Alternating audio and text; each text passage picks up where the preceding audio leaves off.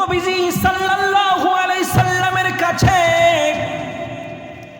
যখন সূরা আলাকের 5টি আয়াত কারিমা যখন নাজিল হয়ে গেল, সবাই পড়ুন আউযু বিল্লাহি মিনাশ শাইতানির রাজিম, বিসমিল্লাহির রহমানির রহিম।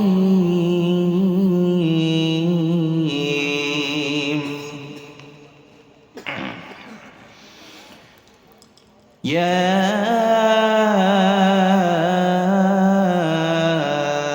আইয়ুহার রাসূল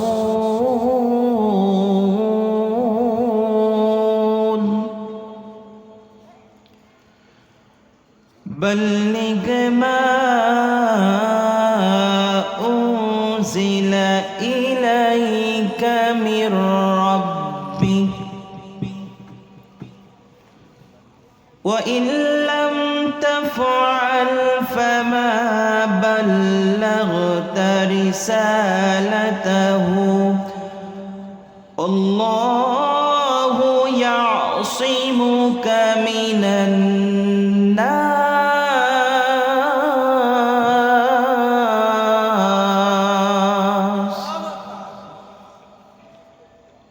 إن الله لا يهدي القوم الكافرين.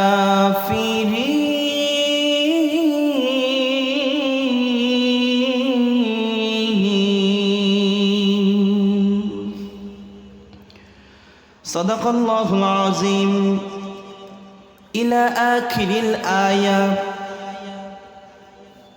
وعن أبي هريرة رضي الله تعالى عنه أن النبي صلى الله عليه وسلم قال لم يتكلم في المهد إلا ثلاثة: عيسى، وقال في بني إسرائيل رجل يقول له جريج كان يصلي إن الله وملائكته يصلون على النبي يا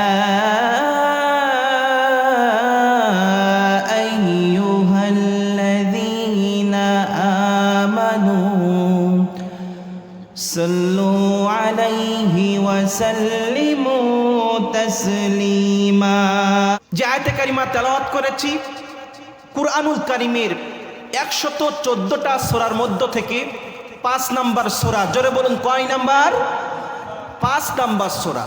ভালো করে মনে রাখবেন, 5 নাম্বার সূরা সূরা আল মায়েদার 67 নাম্বার আয়াতে কারিমা আমরা তেলাওয়াত করেছি। আসুন এই আয়াতে আল্লাহ তাআলা আমাদের জন্য কি শিক্ষা দিচ্ছেন, কি লেসন আছে, সে বিষয়ে আমরা আস্তে আস্তে করে জানার চেষ্টা করব।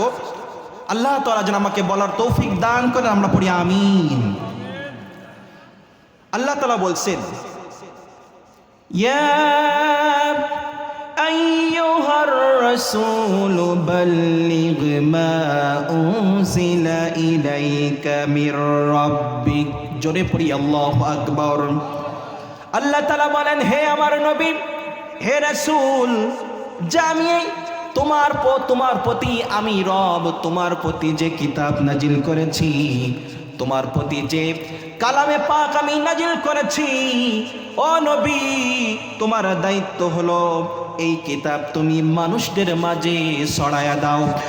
আর যদি তুমি এই দায়িত্ব না পালন করো, এই দায়িত্ব যদি তুমি না মানো, এই দায়িত্ব যদি তুমি মানুষদের মাঝে তুমি না পৌঁছাও, তাহলে তোমার নবুয়াতের দায়িত্ব পূরণ হয় নাই, তুমি নবুয়াতের দায়িত্ব পালন করো নাই। আর যখন তুমি এই দাওয়াত দিতে যাবে, এই দাওয়াত যখন মানুষদের সামনে বলবে, ইয়া আইয়ুহান নাস কুলু লা ইলাহা ইল্লাল্লাহু তুফলিহুন, এই দাওয়াত যখন মানুষদের সামনে তুমি দিবে, তখন মানুষেরা তোমার উপরে নির্যাতন করবে, জুলুম স্টিম রোলার চালাবে। ও নবী, ভালো ভালো করে তুমি শুনে রাখো, যতই তারা চক্রান্ত করুক না কেন, যতই তারা ষড়যন্ত্র করুক না কেন, ইন্নাল্লাহা লা ইয়াহদিল কওমাল কাফিরিন।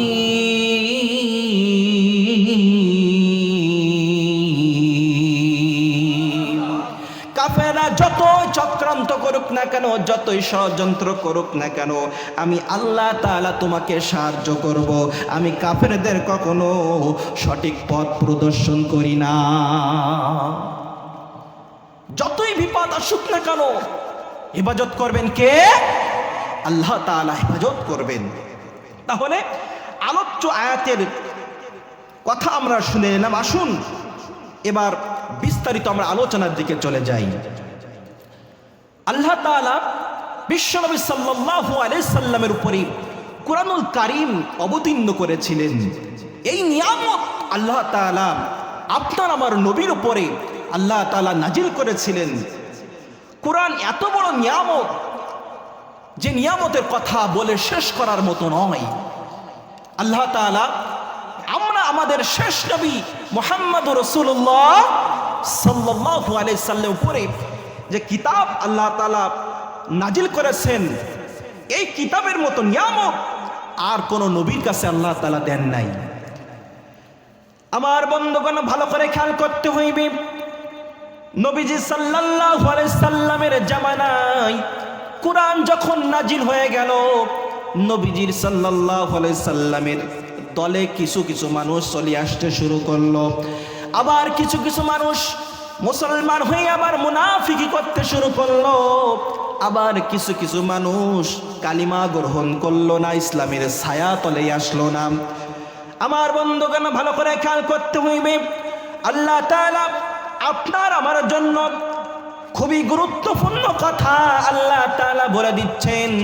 ও দুনিয়ার মানুষেরা, আমার নবীর উপরে যে কুরআনুল কারীম আমি নাজিল করেছি, সেটা তোমরা কি করবা? ওয়ামানু বিমা নুজিলা আলা মুহাম্মাদিন ওয়া হুয়াল হাক্কু মির রাব্বিহিম। আল্লাহ তাআলা বলেন, আমার নবীর উপরে যে কিতাব আমি নাজিল করেছি, এই কিতাব সত্য, সঠিক কিতাব। এই কিতাব সত্য, এর ভিতরে কোনো ভুল নাই। No wrong about it, no false about it, even no confusion about it. যালিকাল কিতাবু লা রাইবা ফীহ। এই কিতাবের ভিতরে কোনো সন্দেহ নেই, কোনো সংশয় নেই। বলুন তো, আল্লাহর কিতাবের ভিতরে কেউ যদি সন্দেহ করে, তার ঈমান কি থাকতে পারে? তার ঈমান থাকতে পারে না। আল্লাহর কিতাবের ভিতরে যেই ব্যক্তি সন্দেহ প্রকাশ করে যে আল্লাহর কিতাবের সামান্যতম সন্দেহ আছে, তার ঈমান থাকতে পারে না। আল্লাহ তাআলা বলেন, এই কিতাব যদি তোমরা মানতে পারো, এই কিতাব যদি জীবনে, বাস্তব জীবনে আমল করতে পারো, কিতাব যদি তোমার জন্ম থেকে শুরু করে, প্রাপ্ত বয়স থেকে শুরু করে মৃত্যু পর্যন্ত এই কিতাব যদি তুমি মানতে পারো, তুমি যদি ইমানদার হতে পারো, ইমান নিয়ে যদি আসতে পারো, তোমার জন্য কি পুরস্কার রেখেছি। আল্লাহ তাআলা বলেন, কানাত লাহুম জান্নাতুল ফিরদাউসি নুজুলা। আমি আল্লাহ তাআলা তোমাদের জন্য জান্নাতুল ফিরদাউসের মতো এমন সুন্দর জান্নাত আমি আল্লাহ তাআলা তোমাদের জন্য রেখে দিয়েছি। যদি কিতাব মানতে পারো, কুরআন যদি তোমরা মানতে পারো, তোমাদের জন্য জান্নাতুল ফিরদাউসের মতো এমন জান্নাত আমি আল্লাহ তাআলা তোমাদের জন্য রেখে দিয়েছি। আমার বন্ধুগণ, ভালো করে খেয়াল করতে হইবে। কষ্ট হচ্ছে আপনাদের? ভালো করে খেয়াল করতে হইবে। বিশ্ব নবী সাল্লাল্লাহু আলাইহি সাল্লামের উপরে কোরআন নাজিল হওয়ার আগে আল্লাহর নবীজি সাল্লাল্লাহু আলাইহি সাল্লামের বয়স যখন 40 বছর বয়স যখন পূর্বে ভাব, এমন সময় বিশ্ব নবী সাল্লাল্লাহু আলাইহি সাল্লাম হীরা গুহায় ধ্যান করার জন্য চলে গেলেন। হীরা গুহাটা 3 মাইল উঁচা। এই হীরা গুহাটা একজন সুস্থ মানুষের হীরা গুহায় উঠতে 55 মিনিট সময় লাগে। কত মিনিট? 55 মিনিট সময় লাগে। এই হীরা গুহা বিশ্ব নবী সাল্লাল্লাহু আলাইহি সাল্লাম তিনি যুবক মানুষ, তানার উঠতে কোনো অসুবিধা হয় না। কিন্তু নবীজি যখন এই হীরা গুহায় ধ্যান করতেন, বিশ্ব নবী সাল্লাল্লাহু আলাইহি সাল্লামের স্ত্রী মা খাদিজা রাদিয়াল্লাহু তাআলা তিনি নবীর জন্য ওই পায়ের নিচে কাপড় বেঁধে বেঁধে ওই মরুভূমি খালি পায়ে হেঁটে হেঁটে বিশ্ব নবী সাল্লাল্লাহু আলাইহি সাল্লামের জন্য, নবীজির জন্য হীরা গুহায় তিনি পাথর চড়ে চড়ে, পাহাড় চড়ে চড়ে হীরা গুহায় বিশ্ব নবী সাল্লাল্লাহু আলাইহি সাল্লামের জন্য খাবার নিয়ে যেতেন।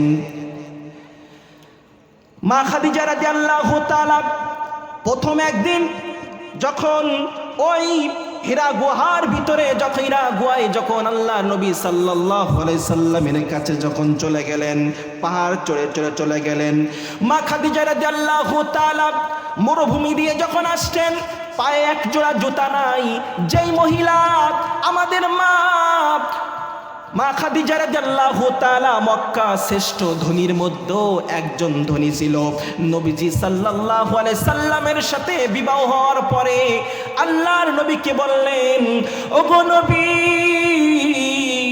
আমার যত সম্পদ আছে এই সম্পদ আমি আপনাকে দিয়ে দিলাম। নবীজি সাল্লাল্লাহু আলাইহি সাল্লাম সম্পদগুলো নিয়ে দু হাতে মানুষদের মাঝে বেলাই দেওয়া শুরু করে দিল। এমনকি খাদিজা রাদিয়াল্লাহু তাআলা যখন আসতেছেন, পায়ে কাপড় বেঁধে বেঁধে হীরা গুহায় পাহাড় চড়ে চড়ে বিশ্ব নবী সাল্লাল্লাহু আলাইহি সাল্লামের জন্য খাবার নিয়ে যাচ্ছেন। আল্লাহর নবীজি সাল্লাল্লাহু আলাইহি সাল্লাম যখন হীরা গুহায় ধ্যানমগ্ন আছেন, নামাজে আছেন, মা খাদিজা রাদিয়াল্লাহু তাআলা যে বসে আছেন নবীজির পিছনে, হঠাৎ করে আল্লাহর নবী নামাজ শেষ করে দেখলেন খাদিজা বসা। আল্লাহর নবী বললেন, খাদিজা রে, ও খাদিজা, এতক্ষণ তুমি কেন বসে আছো? তুমি কি খাও নাই? তুমি কি খানা পান করো নাই? মা খাদিজা বললেন, ইয়া রাসূলুল্লাহ, ওগো মুহাম্মদ, আমার স্বামী, আমি খাদিজা ক্ষুধার জন্য যদি আমার জীবন চলে যায়, ক্ষুধার যন্ত্রণায় আমার জীবনও শেষ হয়ে যায়, আপনার গালে খাবার না উঠায় দিয়ে আমি খাদিজা কখনো খাবার খেতে পারি না। জোরে বলি আল্লাহু আকবার। খাদিজা রাদিয়াল্লাহু তাআলা চলে আসলেন। দ্বিতীয় দিন আবার নবীর কাছে মা খাদিজা রাদিয়াল্লাহু তাআলা আবার গেলেন। হঠাৎ করে জিবরাইল আলাইহিস সালাম লক্ষ্য করলেন পাহাড়ের চূড়ায় মা খাদিজা রাদিয়াল্লাহু তাআলা নবীজির কাছে আসতেছেন। হঠাৎ করে জিবরাইল আলাইহিস সালাম বললেন, ইয়া রাসূলুল্লাহ, ওই যে খাদিজা রাদিয়াল্লাহু তাআলা আপনার স্ত্রী আসতেছে। ইয়া রাসূলুল্লাহ, আমি আর দেরি করব না, আপনার জন্য একটা খোঁজ খবরই আছে, সুসংবাদ আছে। ইয়া রাসূলুল্লাহ, আল্লাহ তাআলা আপনার স্ত্রী খাদিজার জন্য, আল্লাহ তাআলা খাদিজার প্রতি এত খুশি হয়ে গিয়েছেন। আপনি একটা অসহায় মানুষ, আপনার প্রতি যে মায়া, যে মহব্বত, এত কষ্ট পরিশ্রম করে আপনার জন্য খাবার নিয়ে আসে, এই খাদিজা রাদিয়াল্লাহু তাআলার প্রতি আল্লাহ তাআলা এত খুশি হয়ে গিয়েছেন। খাদিজা রাদিয়াল্লাহু তাআলা, আল্লাহ তাআলা স্বয়ং তাকে সালাম জানিয়েছে। জিবরাইল আলাইহিস সালাম বললেন, ওগো আল্লাহর নবী,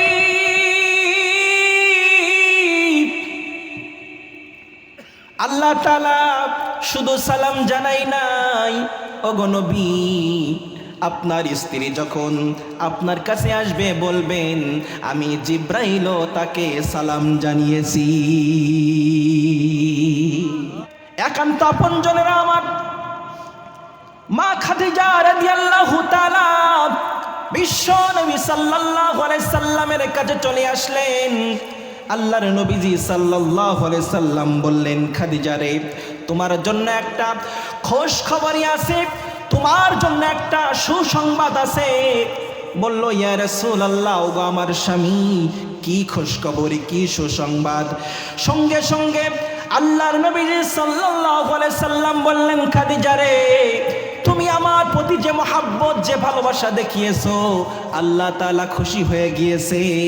আল্লাহ তাআলা স্বয়ং তোমাকে সালাম জানিয়েছে। ও খাদিজা, শুধু তাই নয়, ফেরেশতা জিবরাইল আলাইহিস সালাম নিজে তোমাকে সালাম জানিয়েছে। মা খাদিজা রাদিয়াল্লাহু তাআলা বললেন, ওগো আমার প্রাণের স্বামী, আল্লাহ তাআলার সালামের জবাব কিভাবে দিতে হয় সেটা আপনি আমার পক্ষ থেকে আপনি দিয়ে দেন, আর জিবরাইলের সালামের জবাব আমি দিয়ে দিচ্ছি। ওয়া আলাইকুমুস সালাম। নবীজি সাল্লাল্লাহু আলাইহি সাল্লাম যখন ধ্যানে মগ্ন আছেন, হঠাৎ করে জিবরাইল আলাইহিস সালাম চলে আসলেন। চলে এসে নবীজি সাল্লাল্লাহু আলাইহি সাল্লামকে বললেন, ওগো মুহাম্মদ সাল্লাল্লাহু আলাইহি ওয়াসাল্লাম। সঙ্গে সঙ্গে জিবরাইল আলাইহিস সালাম বললেন, মুহাম্মদ ভয় পেও না, আমি আল্লাহর প্রেরিত একজন ফেরেশতা। ও মুহাম্মদ, ভয় পাওয়ার কোনো কারণ নাই, ভয় তুমি পেও না। সঙ্গে সঙ্গে জিবরাইল আলাইহিস সালাম যখন চলে আসলো, নবীজির বয়স তখন 40 বছর হয়ে যাবে। এমন সময় জিবরাইল আলাইহিস সালাম বললেন, মুহাম্মদ আপনি পড়ুন। নবীজি সাল্লাল্লাহু আলাইহি সাল্লাম বলেন, ক্বালা মান আবি করিন, আমি পড়তে জানি না, আমি পড়তে পারি না। জিবরাইল আলাইহিস সালাম নবীজিকে বুকের ভিতরে চাপটায় ধরলেন, তারপরেও বললেন আপনি পড়েন। নবীজি সাল্লাল্লাহু আলাইহি সাল্লাম পড়তে পারেন না। আর আমার জিবরাইল আলাইহিস সালাম আবার নবীজি সাল্লাল্লাহু আলাইহি সাল্লামকে এভাবে জড়ায়া ধরলেন। নবীজি এরপরে পড়ার জন্য সক্ষম হয়ে গেলেন। জিবরাইল আলাইহিস সালাম সূরা আলাকের 5টি আয়াতে কারিমা বিশ্ব নবী সাল্লাল্লাহু আলাইহি সাল্লামের কাছে এনে নবীজিকে পড়ায় শোনাচ্ছেন আর বলছেন আপনি পড়েন। সঙ্গে সঙ্গে জিবরাইল আলাইহিস সালাম তেলাওয়াত করলেন, বিসমিল্লাহির রহমানির রহিম,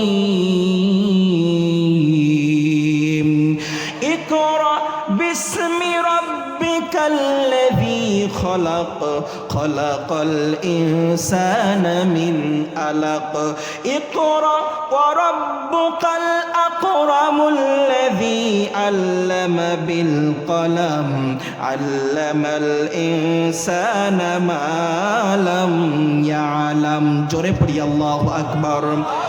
নবীজি সাল্লাল্লাহু আলাইহি সাল্লাম জিবরাইল আলাইহিস সালামের মুখ থেকে এই কথা, এই কুরআনুল কারীমের আয়াতগুলো যখন শুনলেন, নবীজি মুখস্থ করার জন্য, পড়ার জন্য তাড়াহুড়ো করতেছেন। আল্লাহ তাআলা সঙ্গে সঙ্গে বললেন, নবী আপনি তাড়াহুড়ো করেন না, আপনি তাড়াহুড়ো করেন না। জিবরাইল আলাইহিস সালাম কি বলে এটা আপনি শুনুন। ইন্না আলাইনা জামাআহু ওয়া কুরআনা। নবী জিবরাইল কি বলে আপনি শুনুন। 30 পারা কুরআনুল কারীম আপনার সিনার ভিতরে ঢোকায় দেওয়ার দায়িত্ব আমি আল্লাহ তাআলার। একটু জিকির করি, লা ইলাহা, জবাই লা ইলাহা,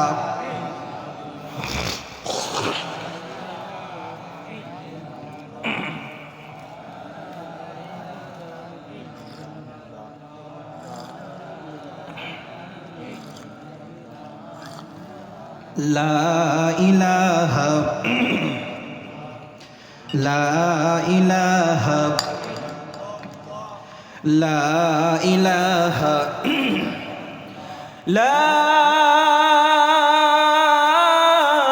ইলাহা ইল্লাল্লাহু মুহাম্মাদুর রাসূলুল্লাহ সাল্লাল্লাহু আলাইহি ওয়াসাল্লাম। আমার বন্ধুগণ, গভীর মনোযোগ দিতে হবে। নবীজি সাল্লাল্লাহু আলাইহি সাল্লামের কাছে যখন সূরা আলাকের 5টি আয়াত কারিমা যখন নাজিল হয়ে গেল, এই আয়াতগুলো পাওয়ার পরে আল্লাহর নবীজি সাল্লাল্লাহু আলাইহি সাল্লাম ওখান থেকে দৌড়ায়া দূরত্ব বাড়িতে চলে গেলেন। বাড়িতে গিয়ে খাদিজাকে বলছেন, খাদিজা রে, আমি ভীত হয়ে গিয়েছি। প্রথম আল্লাহর নবীর কাছে ওহী নাজিল হয়েছে, নবীজি ভীত হয়ে গিয়েছে, নবীজির গায়ে জ্বর উঠে গিয়েছে। মা খাদিজা রাদিয়াল্লাহু তাআলা নবীজিকে চাদর দিয়ে ঢেকে দিলেন আর বললেন, ওগো মুহাম্মদ, ও ওগো আমার স্বামী, আপনাকে জিন আসর দিতে পারে না, তার কারণ আপনি বিধবাদের খেতে দেন, আপনি অসহায়দের খাবার দেন, বিধবাদের আশ্রয় দেন, আপনাকে দুষ্ট জিন আপনাকে ক্ষতি করতে পারে না, আপনাকে ক্ষতি করতে পারে না। আল্লাহর নবীজি সাল্লাল্লাহু আলাইহি সাল্লাম খাদিজা রাদিয়াল্লাহু তাআলাকে বললেন, খাদিজা রে, ও খাদিজা, আল্লাহ তাআলা আমার উপরে সূরা আলাকের 5টি আয়াত কারিমা নাজিল করেছে, আল্লাহ তাআলা আমাকে নবুয়ত দিয়েছে, আমি আল্লাহ তাআলার নবী। ও খাদিজা রে, আমি সর্বপ্রথম তোমার কাছে কালিমার দাওয়াত দিচ্ছি, তুমি কি আমার নবুয়তের স্বীকৃতি কি তুমি আমাকে দিবা?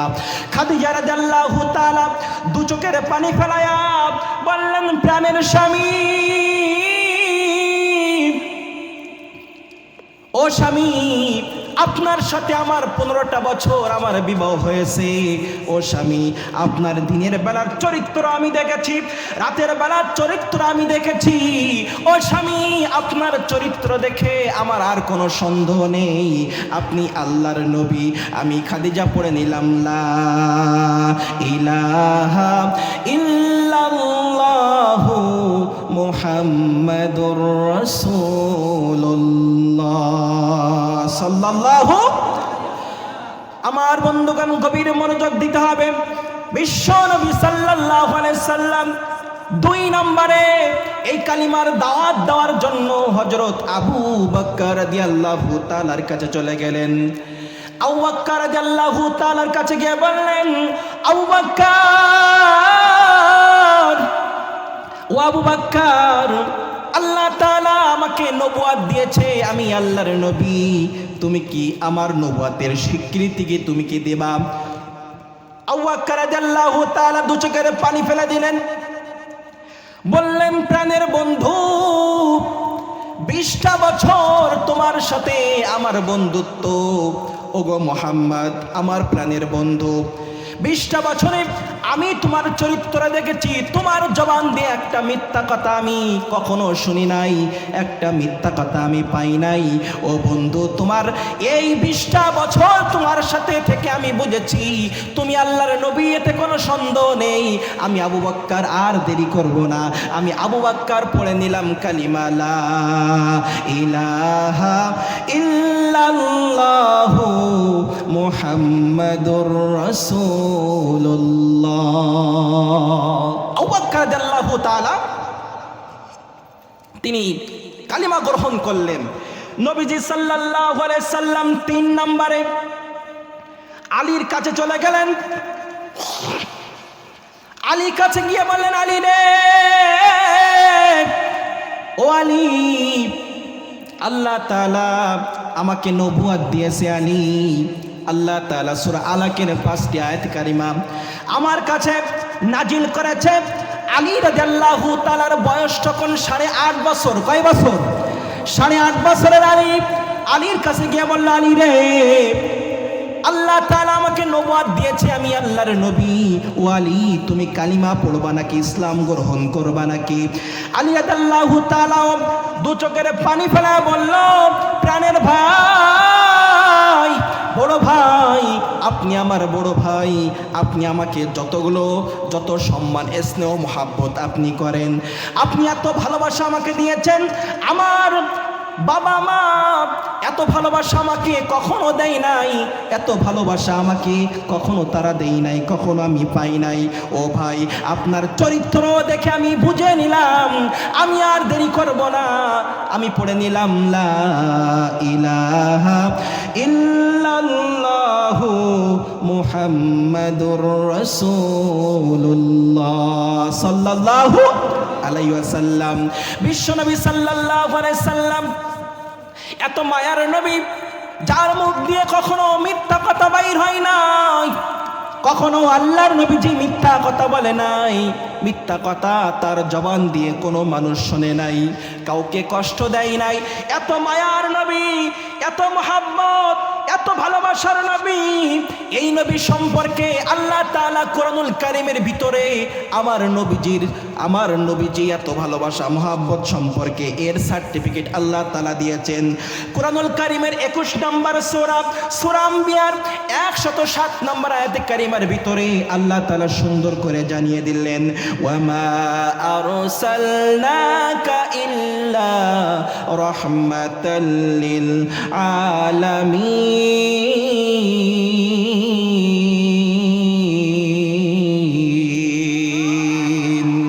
রহমাতুল লিল আলামিন নবী, পড়েন, রহমাতুল লিল আলামিন নবী, কোরআনে প্রমাণ, উম্মত বিহীন কে বুঝিবে আমার দয়াল নবীর শান, উম্মত বিনে কে বুঝিবে আমার দয়াল নবীর শান।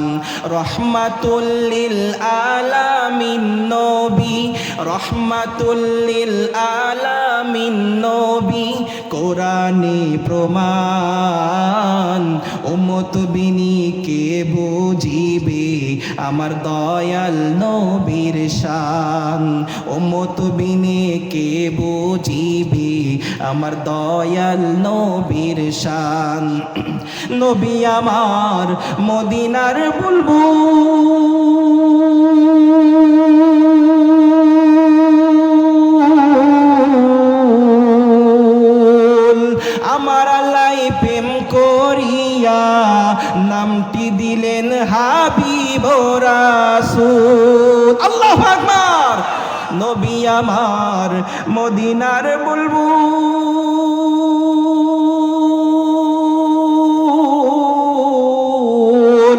আমার আল্লাহ প্রেম করিয়া নামটি দিলেন হাবিব রাসূল।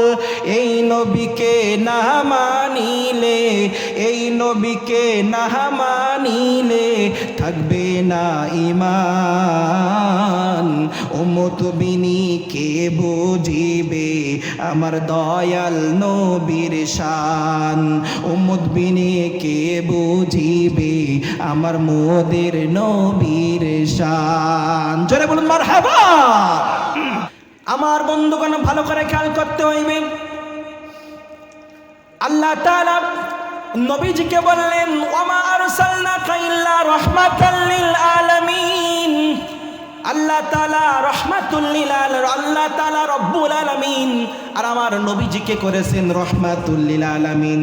আল্লাহ তাআলা বললেন, যেই নবী আমি তোমাদের মাঝে পাঠিয়েছি, যেই নবীর উপরে আমি কুরআনুল কারীম নাজিল করেছি, এই নবীর চরিত্র কি তোমরা কি জানো? আল্লাহ তাআলা নবীর চরিত্র সম্পর্কে কুরআনুল কারীমের সুন্দর করে বলে দিলেন। আল্লাহ তাআলা কুরআনুল কারীমের ভিতরে বলে দিলেন, লাকাদ কানা লাকুম ফি রাসূলিল্লাহি উসওয়াতুন হাসানা। আল্লাহ তাআলা বললেন, তোমরা যদি উত্তম চরিত্র, উত্তম আদর্শ যদি তোমরা পেতে চাও, উত্তম আদর্শ যদি তোমরা গ্রহণ করতে চাও, তাহলে তোমরা আমার নবীর আদর্শ তোমরা ফলো করো। তোমরা যদি ভালো নেতা হতে চাও, আমার নবীর আদর্শ তোমরা ফলো করো। তোমরা যদি ভালো পিতা হতে চাও, আমার নবীর আদর্শ তোমরা ফলো করো। তোমরা যদি ভালো সমাজ নেতা, রাষ্ট্রপতি তোমরা যদি হতে চাও, আমার নবীর আদর্শ তোমরা ফলো করো। আমার নবীর আদর্শ যদি তোমরা ফলো করতে পারো, তোমরা উত্তম নেতা হয়ে যাবে, উত্তম চরিত্রবান হয়ে যাবে, দুনিয়ার মানুষের কাছে উত্তম মানুষ হিসাবে তোমরা গঠিত হয়ে যাবে। কিন্তু এখনকার সমাজের যুবকেরা নবীজি সাল্লাল্লাহু আলাইহি সাল্লামকে উত্তম আদর্শ তারা মানে না, উত্তম মডেল তারা মানে না। তারা মডেল মানে মেসিকে, তারা মডেল মানে নেইমারকে, তারা মডেল মানে শাহরুখ খানকে, এদেরকে তারা মডেল মানে, আল্লাহর নবীকে মডেল মানে না। আমার বন্ধুগণ ভালো করে খেয়াল করতে হইবে, বিশ্বনবী সাল্লাল্লাহু আলাইহি সাল্লামের আদর্শ কেমন ছিল, আল্লাহর নবীজি কেমন রহমাতুল লিল আলামিন ছিল, ভালো করে খেয়াল করবেন। নবীজি সাল্লাল্লাহু আলাইহি সাল্লাম সাহাবীদেরকে নিয়ে মসজিদে নববীর ভিতরে বসে আছেন। আল্লাহর নবীজি সাল্লাল্লাহু আলাইহি সাল্লাম সাহাবীদেরকে নিয়ে দাস দিচ্ছেন। হঠাৎ করে একজন ইহুদি বিশ্ব নবী সাল্লাল্লাহু আলাইহি সাল্লামের মসজিদের ভিতরে ঢোকে একটা কোণে পেশাব করে দিল। আল্লাহর নবীজি যখন দেখলেন, সাহাবীরাও দেখলো, ওমর রাদিয়াল্লাহু তাআলা খেপে গেলেন, ওগো ইহুদি, এখানে আমরা ইবাদত বন্দেগী করি, তুমি কেন প্রস্রাব করলা? ওমর রাদিয়াল্লাহু তাআলা মারার জন্য যাবেন। আবু বকর রাদিয়াল্লাহু তাআলা খেপে গেলেন, উসমান খেপে গেলেন। আল্লাহর নবীজি বললেন, ও আবু বকর, উমর, স্টপ, দাঁড়িয়ে যাও, এক পাও এক কদম আর সামনের দিকে আগাবা না। আল্লাহর নবীজি সাল্লাল্লাহু আলাইহি সাল্লাম সঙ্গে সঙ্গে তিনি উঠলেন, উঠে বললেন, ওগো ইহুদি, এটা আমাদের নামাজের স্থান, তুমি কেন এখানে প্রস্রাব করলাম? আর কোনো কথা বললেন না। বিলাল রাদিয়াল্লাহু তাআলাকে বললেন, বিলাল, যাও বিলাল, বালতিতে করে পানি নিয়ে আসো। বিলাল রাদিয়াল্লাহু তাআলা বালতিতে করে পানি নিয়ে আসলেন। আল্লাহর নবীজি বললেন, বিলাল, আমাকে দাও। সঙ্গে সঙ্গে নবীজি সামনের দিকে আগাচ্ছেন, পরিষ্কার করবেন বলে ওমর রাদিয়াল্লাহু তাআলা বললেন, ইয়া রাসূলুল্লাহ, আমি ওমর আছি, আমার কাছে দেন, আমি পরিষ্কার করে দেই। আল্লাহর নবীজি বললেন, ওমর, যেখানে আছো ওখানে দাঁড়িয়ে যাও। আল্লাহু আকবার বলবেন না? নেতার চরিত্র দেখেন। নেতা কর্মীদেরকে বলছে, ওমর, ওখানে দাঁড়িয়ে আছো, ওখানেই দাঁড়াও, সামনের দিকে আগায়ও না। আবু বকর বলছে, ইয়া রাসূলুল্লাহ, আমি আবু বকর আছি, আমার কাছে দেন। আল্লাহর নবী বললেন, আবু বকর, ওখানে দাঁড়িয়ে আছো, ওখানেই দাঁড়িয়ে থাকো, এক পা সামনের দিকে আগাও না। বিলাল বললেন, আমার কাছে দাও। সঙ্গে সঙ্গে নবীজি যখন সামনের দিকে আগায়া যাবেন, ওই ইহুদি বলছে, ইয়া রাসূলুল্লাহ, ওগো মুহাম্মদ, আমি প্রস্রাব করেছি, আমার কাছে দাও। সঙ্গে সঙ্গে আল্লাহর নবী বললেন, ওগো ইহুদি, এটা আমাদের নামাজের স্থান, নামাজের জায়গা, তুমি কেন প্রস্রাব করলা? কিসের জন্য তুমি প্রস্রাব করলাম? যখন তুমি প্রস্রাব করেছো তখন তুমি কি বুঝতে পারো নাই এটা মুসলমানদের নামাজের স্থান, ইবাদতের স্থান? ইহুদি যখন বিশ্ব নবী সাল্লাল্লাহু আলাইহি সাল্লামের মুখ থেকে এত সুন্দর বাণী যখন শুনে ফেললেন, এত সুন্দর কথা যখন বললেন, কোনো উত্তেজিত হলেন না। সঙ্গে সঙ্গে ইহুদি বলল, ওগো মুহাম্মদ, ওগো মুহাম্মদ, আমি তাওরাত কিতাবে পড়েছি, আমি তাওরাত কিতাবে জেনেছি শেষ নবী যে হবে তার চরিত্র কেমন হবে আমি জেনেছি। আমি পরীক্ষা করার জন্য জেনে বুঝে আমি এই মসজিদের ভিতরে প্রস্রাব করেছি।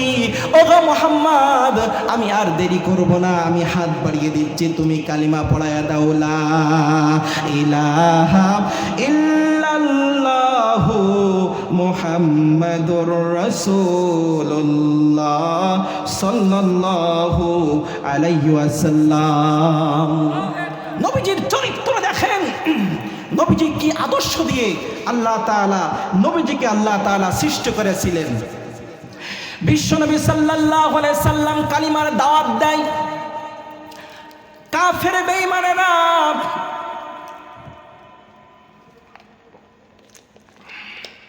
এই দাওয়াতে বাধা সৃষ্টি করে।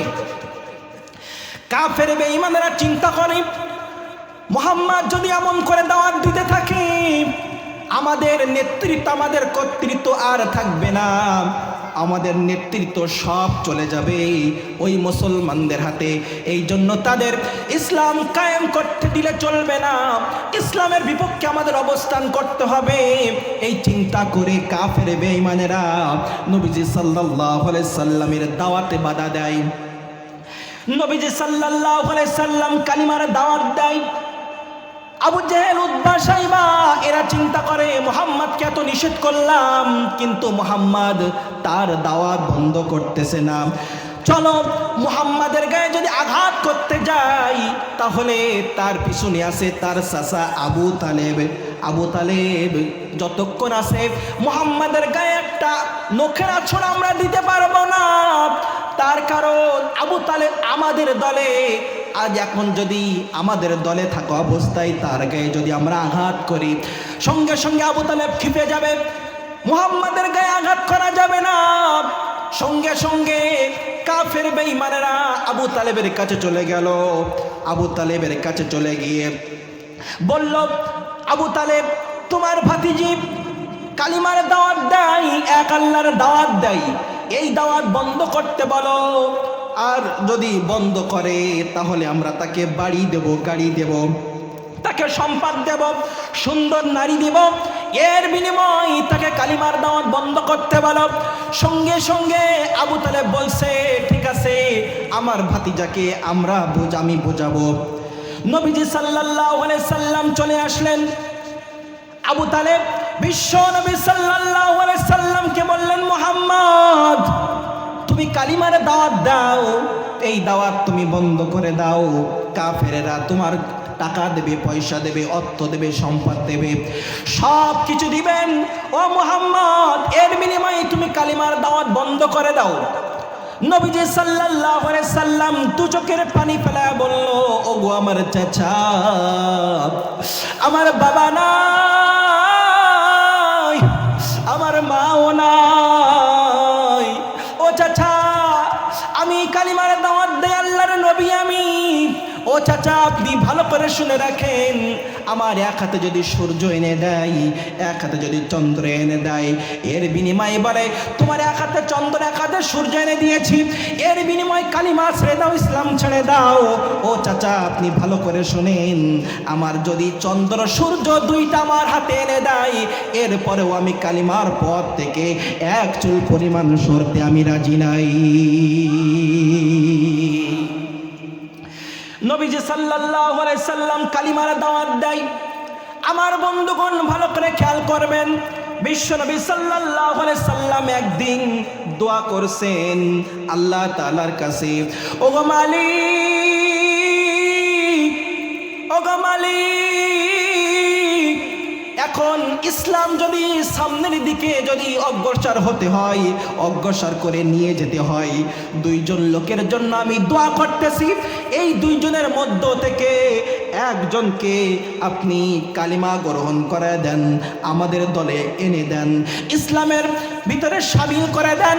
একটা হলো আবু জেহেল, দুই নম্বরে হলো ওমর, এই দুইজন থেকে একজনকে আমাদের দলে আপনি এনে দেন। সঙ্গে সঙ্গে আল্লাহ তাআলা ওমরের পক্ষে সঙ্গে সঙ্গে দোয়াটা কবুল করলেন ওমরের জন্য। এখন প্রশ্ন আসতে পারে, কেন আবু বকরও ওই আবু জেহেলও কাফের ছিল, ওমরও কাফের, কেন ওমরের পক্ষে দোয়াটা কাজে লেগে গেল? কেন কাজে লাগলো? জানার দরকার আছে না নাই? ভালো করে খেয়াল করবেন, উমর রাদিয়াল্লাহু তাআলা এমন একজন মানুষ ছিল যে উমর ইসলাম সম্পর্কে সে জানতো না, ইসলাম সম্পর্কে সে বুঝতো না, না জেনে বিরোধিতা করতো। এমনকি নবীজি সাল্লাল্লাহু আলাইহি সাল্লামকে হত্যা করার জন্য উমর রাদিয়াল্লাহু তাআলা খোলা তরবারি নিয়ে নবীজির হত্যার উদ্দেশ্য তিনি গিয়েছিলেন। নবীজির চরিত্র দেখে কালিমা পড়ে মুসলমান হয়েছিল। আর দ্বিতীয়জন আবু জেহেল, সে ইসলাম সম্পর্কে জানতো, কোরআন সম্পর্কে জানতো, এরপরেও জানার পরেও আবু জেহেল ইসলাম মানে নাই, কোরআন মানে নাই।